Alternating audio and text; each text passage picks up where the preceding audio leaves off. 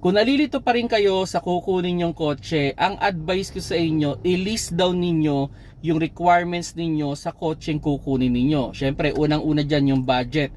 Magkano ba yung kaya ninyong monthly? Or kung ikakash nyo yan, magkano ba yung maximum amount na kaya nyong ilabas? After that, pag na-decide nyo na yon, doon na kayo sa requirements. Halimbawa, kung gagamitin nyo to sa trabaho or negosyo.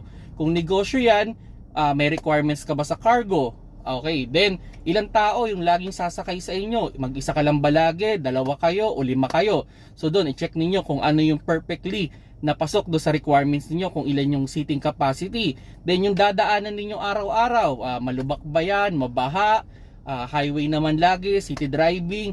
So after ninyong ma-list down yung lahat ng requirements ninyo, I hope makakapag-decide na kayo kung ano yung mag-fit doon sa requirements ninyo. Then pwedeng umabot kayo sa point na may dalawa na lang kayong option or tatlong option.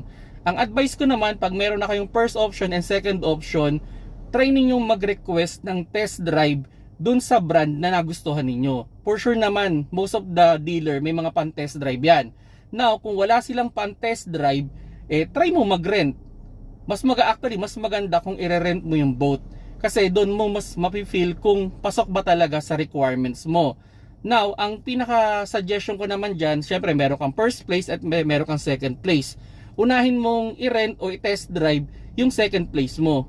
Then, yung first place mo, yun yung huli mong i-test drive. Then, mas maganda kasama mo rin yung mga regular na sasakay sa'yo para ma-feel din nila kung okay din ba sa kanila yung kotseng bibilhin ninyo. Well, hard-earned money mo yan. So, kailangan mo talagang pag-isipan kung pasok sa requirements mo yung kotse na bibilhin mo.